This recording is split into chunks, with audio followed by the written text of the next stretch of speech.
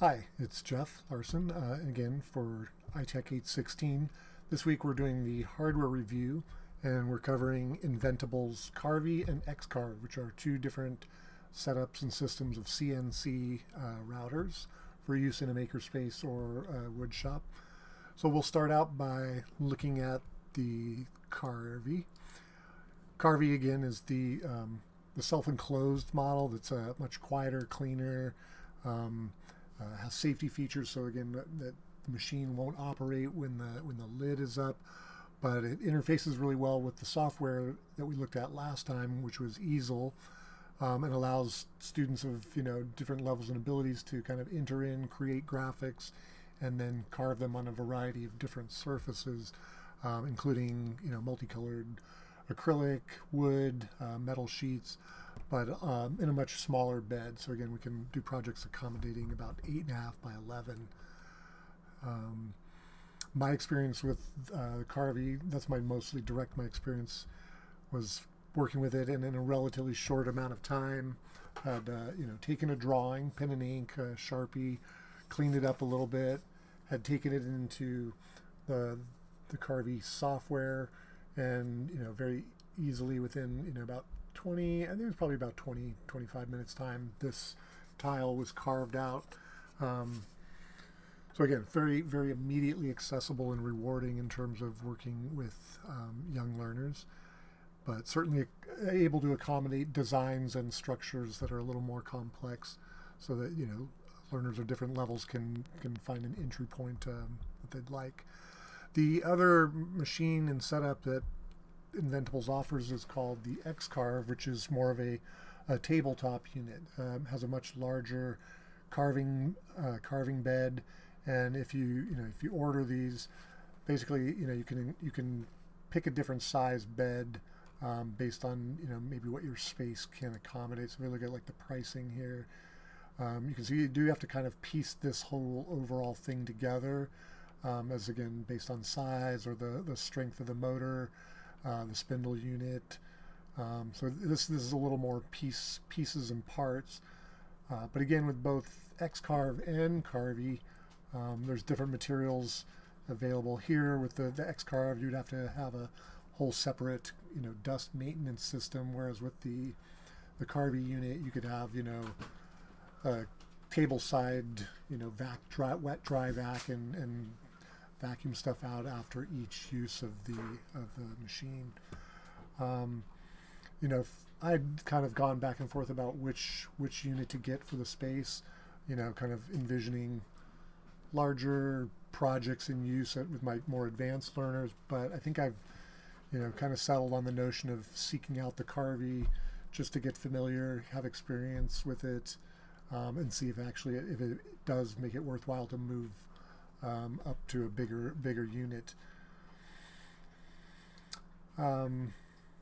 The other thing I really like about with the whole Inventables, sales and software stuff, is that they do have this nice library of projects to consider, either ones that they've created and posted or that other users have shared, where you would find the files that you need to run the CNC router.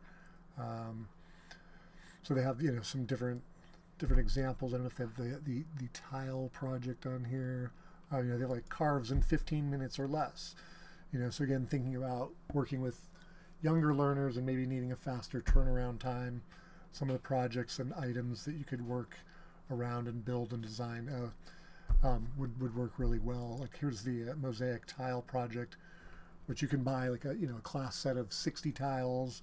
Each student could work on their own individual design, and that could be centered around learning elements and principles of art and design, doing logos, maybe doing like cultural motifs, and then being able to readily display them. A good entry level project for starting out in the classroom. And again, you can see here like the tile kit is $100, comes in multicolored combinations. I could see this really working well for the space I'm considering, or that we actually have already, connecting it with our existing 3D printing after school program, and students kind of seeing the parallels and similarities between the kinds of digital files that run machines like the CNC router or the 3D printers. I think again, it's a great entry level point for talking about different types of manufacturing. There's a subtractive process here, whereas in 3D printing it's more of an additive process. But it definitely gets young all learners engaged, because the openness to which content you can create, simple signage with names or initials, existing libraries of graphics, or again your own customized graphics and plans. What's also nice in the projects is some of these get more into complex structures, so you could be looking at, like, there's a good example of let's just see it here. So storage boxes, multi-piece component things, small. I imagine you can do geometric structures. The X-Carve definitely lends itself to larger items like furniture type fixtures, but again, it's kind of great intro to the graphics, to maybe product design, and what else do we miss in here? I think both machines offer opportunities for learners at different levels, but definitely the Carvey would provide more opportunities for maybe learners who are scaffolding up. Yeah, that's pretty much all I've got to say about the Inventables X-Carve and Carvey. You can see a couple little demos here, like this young guy was showing, working with his existing logo that he had, created, or he's using like a hockey team, but very easily able to bring it in. You set up the carving depths, with the software. You adjust the different depths, and then send it to carve. And here he's using multicolored plastic. That's volume, not the audio. Oh, you're off to a great one there. All right. Sorry, a little glitch there.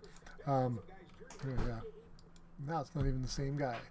We've moved on, but he's doing the same thing. So again, he's like working with an existing design, and then sending it to carve.